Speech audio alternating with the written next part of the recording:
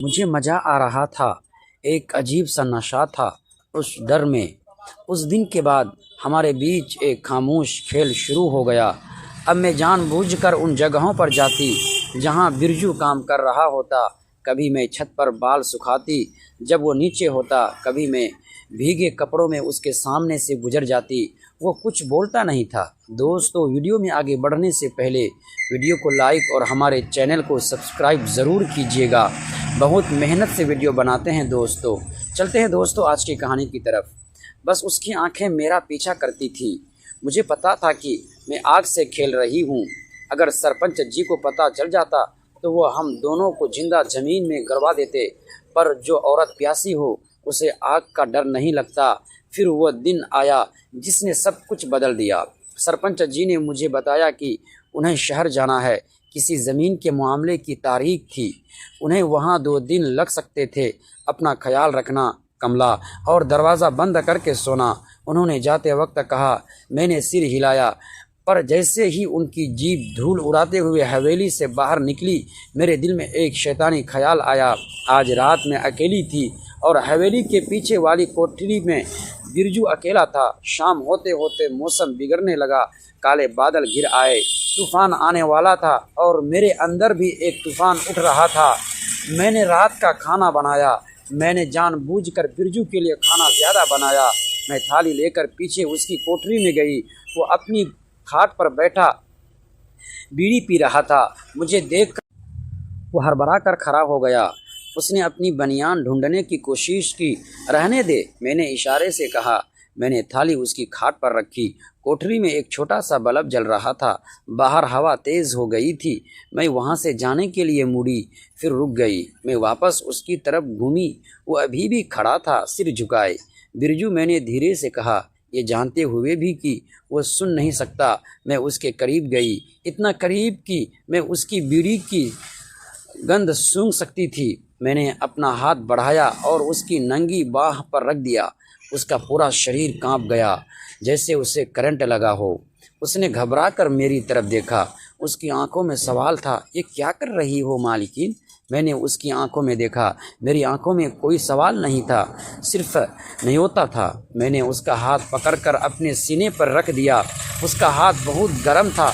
एक पल के लिए वो जमा रहा, फिर जैसे उसके अंदर का बांध टूट गया।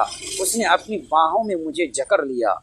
उसकी जकड़ में एक जानवर जैसा पागलपन था। मैं डर गई, पर मैं यही तो चाहती थी। तभी बाहर जोर से बिजली कड़की। मैंने उसे धक्का दिया और इशारे से हवेली की तरफ उंगली दिखाई। रात को जब सब सो जाए मेरे कमरे में आना। मैं वहाँ से भाग आई। दोस्तों, उस वक्त मैं अपने ही बनाए जाल में फंस रही थी। एक तरफ समाज का डर था, पति का डर था, और दूसरी तरफ अपनी अधूरी इच्छाओं की आग। क्या एक औरत का अपनी इच्छाओं के लिए सारी हदें पार कर देना सही है? मैं जानती हूँ आप कहानी में खो गए हैं, पर अगर इस तूफ़ानी रात की तरफ को आप महसूस कर पा रहे हैं तो इस कहानी को एक लाइक ज़रूर कर दें। आपका एक लाइक मुझे मेरा सच बताने की हिम्मत देगा। अब हम वापस उसी रात पर आते हैं जहाँ से कहानी शुरू हुई थी। मैं अपने कमरे में थी। दरवाज़ा खुला था और बिरजू अंदर आ चुका था। उसने दरवाज़ा बंद किया और कुंडी लगा दी। वो खट की आवाज़ सन्नाटे में गूंज गई।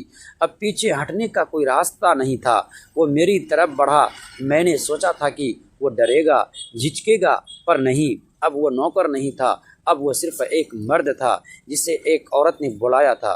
उसने मुझे बिस्तर पर गिरा दिया। उस रात हवेली की वो पुरानी दीवारों ने वो सब देखा जो वह कभी नहीं हुआ। उसने मेरे शरीर के हर कोने को पूजा। उसका प्यार करने का तरीका जंगली था। उसमें कोई नजाकत नहीं थी। वो मुझे काट रहा था, नोच रहा था, और मैं अपनी एड़ियां रगड़ रही थी। सालों की प्यास उस एक रात में बुझ रही थी। सुबह होने से पहले वो चला गया। जाते वक्त उसने मुझे मुड़कर देखा। उसकी आंखों में अब हवस नहीं थी, बल्कि एक अजीब सा अपनापन था। शायद उसे लगा था कि हमारा कोई रिश्ता बन गया है।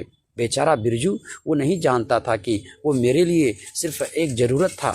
अगले दिन सरपंच जी वापस आ गए। बिरजू अब बदला बदला सा था।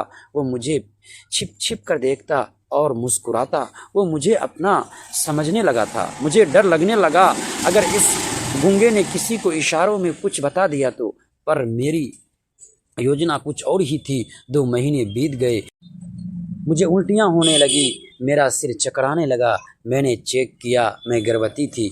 जब मैंने सरपंच जी को बताया कि मैं माँ बनने वाली हूँ तो उसकी आंखों में आंसू आ गए। वो खुशी से पागल हो गए।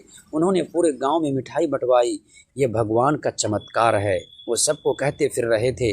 उन्हें क्या पता था कि यह चमत्कार भगवान का नहीं, उनके नौकर बिरजू का है। मेरा काम हो चुका था, मुझे इस हवेली का वारिस मिल गया था। अब मेरी जगह इस घर में पक्की थी। अब कोई मुझे निकाल नहीं सकता था, पर एक कांटा अभी भी बाकी था। जब बिरजू को पता चला कि मैं माँ बनने वाली हूँ तो वो मेरे पास आया। मैं बगीचे में थी, उसने इशारों में पूछा, क्या ये मेरा है? मैंने उसे घूर कर देखा और वहाँ से जाने लगी। उसने मेरा हाथ पकड़ लिया, उसने अपने पेट पर हाथ रखा और फिर मेरी तरफ इशारा किया। वह हक जता रहा था। उस दिन मुझे उसकी आंखों में एक जिद दिखी। वह अब खतरनाक हो सकता था, वह कभी भी किसी के भी सामने सच उगल सकता था। मुझे उसे रास्ते से हटाना था हमेशा के लिए, और मैंने वही किया जो एक नागिन करती है। अपने दिल को बचाने के लिए एक शाम मैंने अपने कपड़े खुद ही फाड़ लिए, मैंने अपने बालों को बिखेर लिया, मैंने अपनी बाहों पर अपने ही नाखूनों से खरोंचें मार ली और फिर मैं ज़ोर ज़ोर से चिल्लाने लगी, बचाओ बचाओ, कोई है, ये मार डालेगा मुझे। मेरी आवाज़ सुनकर सरपंच जी और घर के सारे नौकर दौड़ कर आए। मैं ज़मीन पर पड़ी रो रही थी और बिरजू वो वही खड़ा था, हक्का बक्का। उसके हाथ में वो कुल्हाड़ी थी जिससे वो लकड़ी काट रहा था। क्या हुआ कमला? सरपंच जी ने मुझे उठाया। ये बिरजू? मैंने रोते हुए बिरजू की तरफ उंगली उठाई। इसने मेरा हाथ पकड़ा और मेरे कपड़े में फूट फूट कर रोने लगी। सरपंच जी की आंखों में खून उतर आया। उन्होंने बिरजू की तरफ उंगली उठाई। इसने मेरा हाथ पकड़ा और मेरे कपड़े में फूट फूट कर रोने लगी। सरपंच जी की आंखों में खून उतर आया। उन्होंने बिरजू की तरफ देखा। बिरजू सिर हिला रहा था। वो ना कहना चाहता था, वो अपने हाथ हिलाकर कुछ समझाने की कोशिश कर रहा था। उसके मुंह से अजीब अजीब आवाज़ें निकल रही थी, पर उसकी वो बेबस आवाज़ें मेरी झूठी चीखों के नीचे दब गई। तेरी ये हिम्मत, तूने मेरी बीवी पर हाथ डाला। सरपंच जी ने पास पड़ा डंडा उठाया और बिरजू पर पिल पड़े। बाकी नौकरों ने भी उसे पकड़ लिया। वो उसे मारते रहे। बिरजू खून से लथपथ हो गया। वो मेरी तरफ देख रहा था। उसकी आंखों में दर्द नहीं था, हैरानी थी। वो पूछ रहा था, क्यों? मैंने अपनी नज़रें फेर ली। सरपंच जी ने पुलिस बुलाई। पुलिस बिरजू को घसीटते हुए ले गई। उस पर बलात्कार की कोशिश का इल्ज़ाम लगा। गांव में पंचायत बैठी। सबने उस पर थूका। चूँकि वह गूंगा था, वो अपनी सफाई में एक शब्द भी नहीं बोल पाया। उसे 10 साल की सज़ा हो गई। जिस दिन पुलिस उसे जीप में बैठा कर ले जा रही थी, मैं अपनी बालकनी में खड़ी थी। मैंने अपने पेट पर हाथ फेरा। बिरजू ने आखिरी बार ऊपर मेरी तरफ देखा। मैंने हल्का सा मुस्कुरा दिया। उस रात हवेली में फिर से सन्नाटा था, पर आज मैं डर नहीं रही थी। मैं आईने के सामने खड़ी थी। मैंने अपनी मांग के सिंदूर भरा। हाँ, मैंने एक बेगुनाह को सज़ा दिलाई। मैंने इस इंसान को तबाह कर दिया जिसने मुझे वो खुशी दी जो मेरा पति नहीं दे पाया। पर एक औरत क्या करती? अगर सच सामने आ जाता तो मैं सड़क पर होती और यह समाज मुझे उल्टा कहने के पत्थर मारता। मैंने अपनी कोख की, अपने आने वाले बच्चे के भविष्य की रक्षा की। लोग कहते हैं कि बिरजू जेल में पागल हो गया है। वो दीवारों पर कोयले की एक औरत की तस्वीर बनाता रहता है और फिर उसे मिटा देता है। और मैं आज इस गांव की सरपंची हूँ। मेरा बेटा अब 5 साल का है। वो बिल्कुल बिरजू जैसा दिखता है। वही चौड़ा माथा, वही गहरी आंखें। जब भी सरपंच जी उसे गोद में उठाकर कहते हैं, बिल्कुल मेरे खानदान पर गया है, तो मैं मुस्कुरा देती हूँ। ये मेरा राज है और यह राज मेरे साथ ही चीता पर जाएगा। दोस्तों, यह थी मेरी कहानी, एक ऐसी कहानी जहाँ हवस, धोखा और ममता सब एक साथ मिले हुए थे। मैंने जो किया वो पाप था या अपनी जान बचाने का एकमात्र रास्ता? क्या एक माँ अपने बच्चे के भविष्य के लिए किसी की बलि चढ़ा सकती है?